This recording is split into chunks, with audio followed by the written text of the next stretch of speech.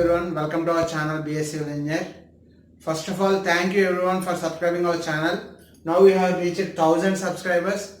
So thank you everyone for sharing your love and support towards our channel. Thank you. Friends, in this video we are going to discuss about compressibility of soils and also the importance of stress history in the compressibility of soils.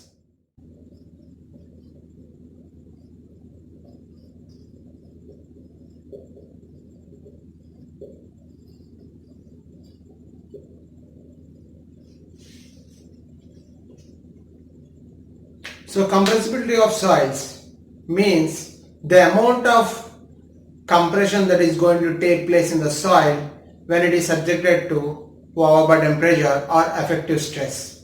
So when the load is acting on the soil,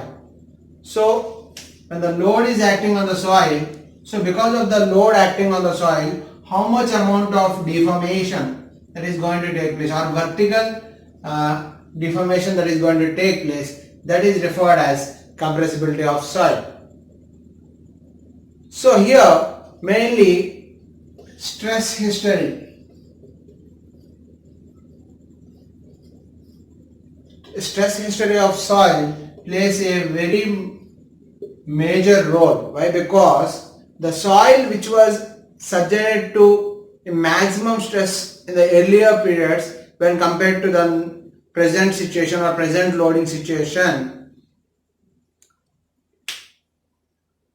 will be undergoing some amount of deformation, but if the soil when it is subjected to maximum amount of loading which was experienced never before, if it has never experienced that much amount of load, then the amount of deformation or the amount of compression that is going to take place in the soil will be much higher. So here you can see, so here this is one soil and this another soil. So here the load experienced earlier is, for example, 10 kilonewton. That is the oldest stress or earlier stress, earlier loads.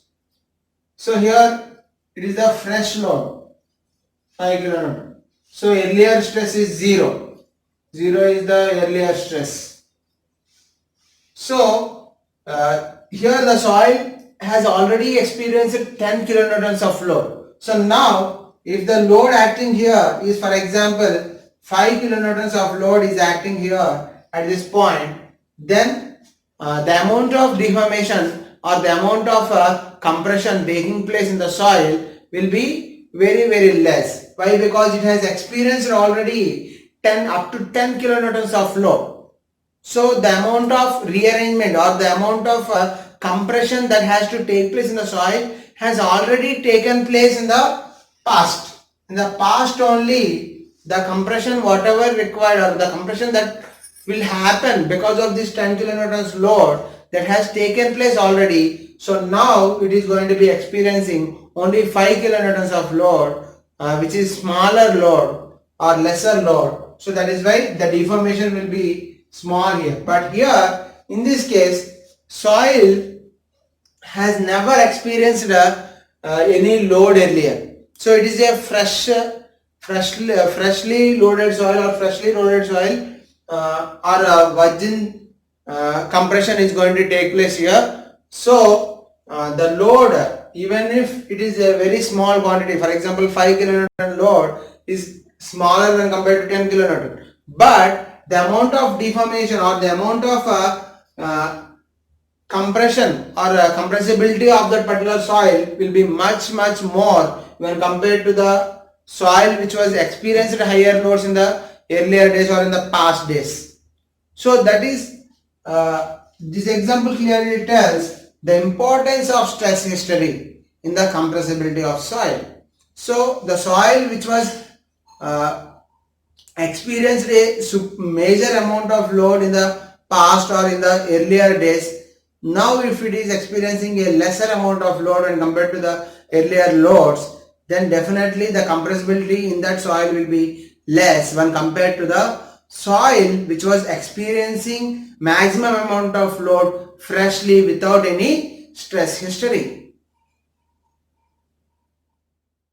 Of stress acting at a particular point and also the amount of deformation that is going to take place. So delta is the deformation. So the amount of deformation taking place in that particular soil on basis of the deformation and stress acting at a point, we can assess the compressibility of soil. How much amount of compression that soil is going to experience because of this load, that can be estimated on basis of the two parameters, stress acting at the point and amount of deformation. So but here when load is acting on, for example, if you take this is the soil bed, when load is acting on at this points, so because of the load acting or because of the stress acting at the points, so what is going to happen? Some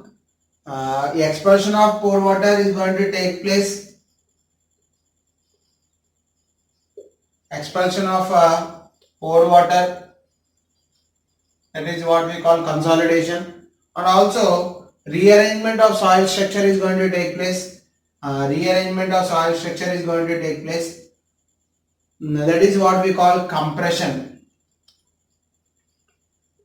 Compression is going to take place. Similarly, consolidation is going to take place when load is acting at a particular point on a soil. So, because of this consolidation and compression, this deformation is going to take place, or vertical deformation or vertical compression of the soil is going to take place. So now, when you are assessing the role of stress history,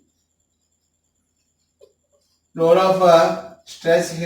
you are speaking about role of the stress history, mainly two terms comes into picture. That is the stress, effective stress acting at the point, and also another important term which is related to this compression and consolidation, that is a void ratio. Why? Because of the compression, what is going to happen when compression of soil is taking place? The void space is going to get reduced. So definitely void ratio will also goes on decreasing. Void ratio will be goes on decreasing if the stress is increasing. So because of the increase in stress, if there is some compressibility taking place in the soil, then definitely there will be decrease in void ratio with increase in stress at a particular point. So that is why we are going to take two terms which designate or which represent this stress acting at the point, that is sigma, and amount of deformation is referred with the void ratio. On basis of void ratio, we are going to speak about the amount of deformation here. So now we will see the graph plotted between void ratio and stress, effective stress.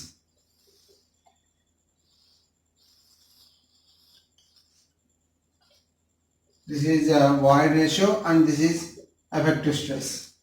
So if you plot a graph between void ratio and effective stress,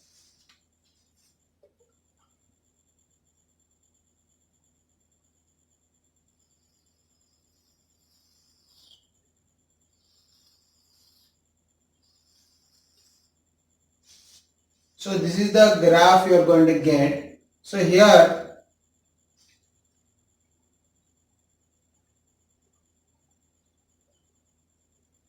this is the maximum limit or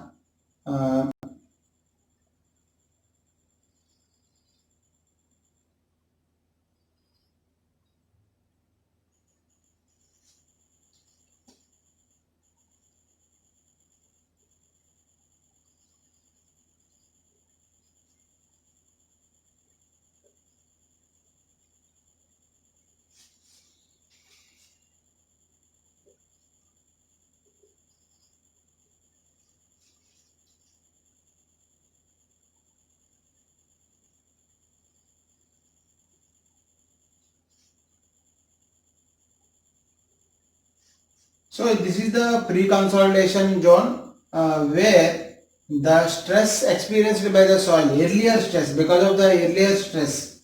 So the amount of the stress acted, or it may be maximum also sometimes, earlier stress, but later on this A to B portion is the virgin compression curve. So you can see here the amount of stress value will be sigma dash, sigma 1 dash. For example, here you take, it will be sigma 2 dash. Means the effective stress is increasing along this way. So as the stress is increasing than the pre-consolidation pressure or earlier experienced stress. So this is the amount of stress experienced in the past. So here is the new one. It has never experienced this amount. Means up to here, up to sigma 1 is the past history.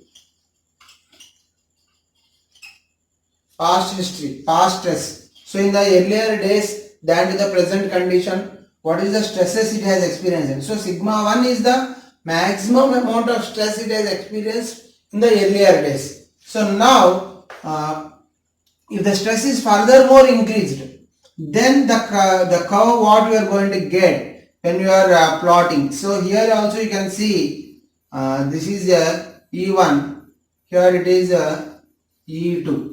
So here you can see fall in E1 to E2 values. So the void ratio here at the past stress means during the past history, the maximum, that is what we refer as a pre-consolidation pressure. So the pre-consolidation pressure, at the pre-consolidation pressure, the void ratio what was present, that will be smaller when compared to the void ratio on the virgin compression curve. So if you take a point on virgin compression curve, the stress experiencing at that point will be much more. So that is why the void ratio will be lesser when compared to the E1 here. So here also you can see, as the stress is increasing from sigma 1 to sigma 2, the void ratio is going to decrease from E1 to E2. So that only what we have discussed here also. So as the stress acting on the point is increasing, on the point or on the surface of the soil is increasing, because of that more amount of compression will be taking place. The load experienced by the soil is never experienced earlier. So because of that, the void ratio will be decreasing. Why? Because void space is going to get reduced, and obviously the void ratio is going to get decreased here. So this is A to B is the virgin compression curve. So next, after reaching the maximum limit here, maximum value of stress, if we release the load, then again there will be some rebound. So this is what we call a rebound. So rebound curve we call. So if we again reloaded after removing the past stress, again if you have reloaded, then that is what we call recompression curve. This is recompression curve. So this is virgin compression curve, means here the stress experienced in this virgin compression curve is never experienced before. Means that much amount of maximum stress is never experienced in the history of the soil. But here after reaching to a limit, again we are releasing the stress, so it will be regaining to some original, to some extent, not to the original extent, but it will be regaining, or void ratio. See here for example void ratio is E3, so here the void ratio is E2, means some relaxation in the soil has occurred, some relaxation. Because of that some relaxation, the void ratio is increasing now, E3 to E2. So when we released the load, the void ratio is increased now, it has increased from E3 to E2. So that is why it is called a recompression curve. So after releasing, it has some relaxation, the soil has attained some relaxation, it has the increase in void space now. So now again we are applying the load. So when we are increasing further stress again, means that is lesser than the experienced stress. This is the maximum stress experienced now. So this is lesser than the maximum amount of stress that was experienced earlier. So that is why the curve which was developed now is referred as recompression curve. So here you can see it will not reach to the maximum amount of virgin compression curve. So how the corresponding stress what was there or corresponding void ratio what was there, that will not be gained here. For this point of stress, if you take sigma 3 dash, here it is E on this curve for this stress. But on this curve, if you see, that is little bit less only. Means more amount of compression is going to take place on the recompression curve also. Why? Because it is experiencing on the loose side. So next, this portion of the curve is also called recompression curve. Why? Because it is also recompression only because it is also past. Here the soil has experienced some amount of load in the past. So that is why this curve also comes under recompression curve. And then in between this recompression curve and virgin compression curve, there exists a point which is a maximum, and that particular corresponding stress is referred as a pre-consolidation pressure. Pre-consolidation stress or pressure, sigma C dash. This is the pre-consolidation stress or pre-consolidation pressure. So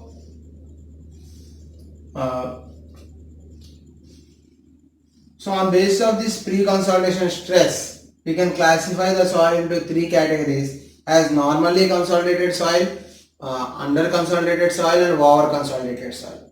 So if the stress presently acting on the soil is the maximum and it has never experienced the amount of stress much more than this present acting stress, means existing stress, and if the pre-consolidation pressure is nothing but the maximum amount of stress that soil has experienced in its past, that is pre-consolidation pressure. So if the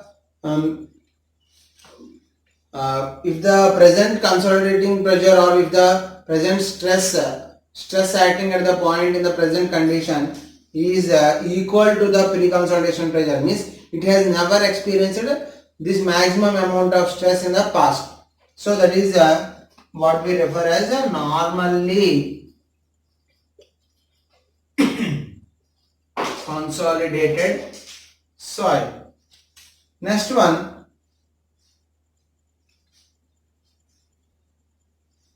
if the stress acting is much more, here it is equal. If it is more than pre-consolidation pressure, if the present stress acting is more than the pre-consolidation pressure, then the soil is said to be over consolidated soil. Next, another one, if the present stress acting on the soil is less than the pre-consolidation pressure, if the amount of stress experienced by the soil is very less than to the pre-consolidation pressure, then it is called stress experienced by the soil. So if the existing effective stress, sigma dash, if the existing effective stress acting on the soil, sigma dash, is the maximum and it has never experienced the stress more than this existing effective stress, then it is referred as normally consolidated. Means the existing effective stress is maximum is equal to sigma c dash. Sigma c dash is nothing but maximum pre-consolidation stress that soil has experienced. So here the existing effective stress is the maximum, or it is the maximum existing effective stress is the maximum pre-consolidation stress, or it is the stress that has never experienced earlier. So that is why sigma dash is equal to sigma c dash. Then it is referred as normally consolidated soil. Next one, if the existing stress is less than pre-consolidation stress, if the existing stress is less than pre-consolidation stress, then it is referred as, then the soil is referred as over consolidated soil. Means the stress experienced by the soil in the past is much more when compared to the stress experienced by the soil at the present condition. Next one, if the sigma dash is greater than sigma c dash, means if the existing effective stress, if the sigma dash value is more than the pre-consolidation stress or more than the pre-consolidation pressure, then it is referred as under consolidated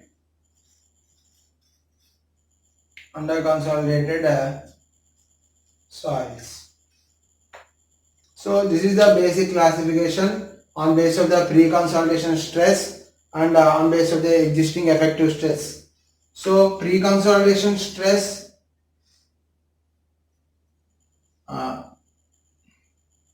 sigma c dash by sigma dash, the ratio of sigma c dash and sigma dash, pre-consolidation pressure and existing effective stress. So the ratio of these two is referred as OCR. OCR means over consolidation ratio. Over consolidation ratio. Normally consolidated soil, if you take the OCR value, OCR will be equal to 1. Why? Because sigma c dash is equal to sigma dash. So that is why the ratio will be 1. So OCR will be equal to 1 for normally consolidated soil. So here OCR will be greater than 1 for over consolidated soil. Means sigma c dash will be greater than sigma c dash will be greater than sigma dash. So sigma c dash by sigma dash will be greater than 1. So this is OCR, right? So that is why OCR will be greater than 1. Next one, sigma dash is greater than sigma c dash. Means OCR is less than 1. Means over consolidation ratio will be equal to 1 for normally consolidated soil and will be greater than 1 for over consolidated soil. OCR will be less than 1 for under consolidated soil. Now, if you see the graph, this is E versus sigma, means the void ratio versus effective stress. That is what we have discussed earlier. So here you can see this is A to B is the virgin compression curve, which is a curved portion here. But if we plot the same data E versus sigma, which was coming out of the test on log scale, E versus log sigma, if we plot it, then we can see that the AB portion is a straight line here. So the virgin compression curve is presented as a straight line on a log scale. So now from this we can represent the degree of compressibility or the amount of compressibility taking place in the soil with a term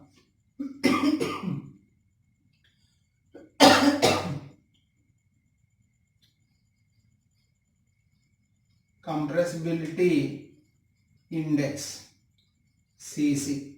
It is designated by CC, compressibility index, which is nothing but the slope of the straight line which was formed when we plot on E versus log sigma.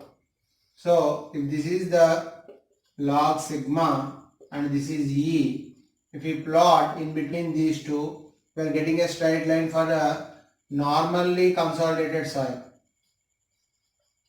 or normally consolidated clay. If we take for virgin compression, it will be a straight line portion. So for that straight line portion, if we take 2 points E1, E2, sigma 1, sigma 2, then and the slope of this straight line is nothing but the compressibility index. So Cc is equal to E1 minus E2 by log scale it is, right? So log sigma 1 dash minus log sigma 2 dash. So that is nothing but delta E by log sigma 1 dash minus log sigma 2 dash. That also we can write as delta E by log sigma 1 dash by sigma 2 dash. So this is a compressibility index. Important term which designate or which represent the compressibility of soil, that is a degree of compressibility.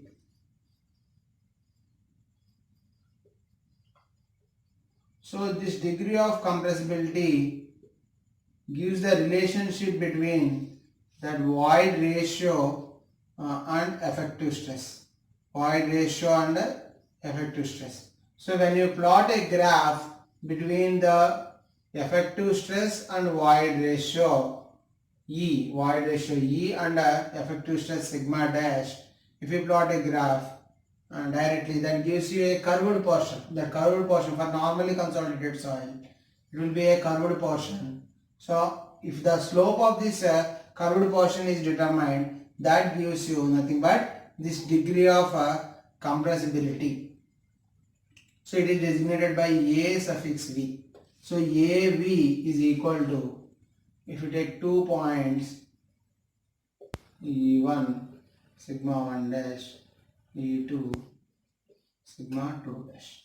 So AV is equal to nothing but slope of the curve, right? So that is E1 minus E2 by sigma 1 dash minus sigma 2 dash. That is delta E by delta sigma dash. So this is nothing but degree of compressibility. So here you can see AV is indirectly proportional to delta sigma dash.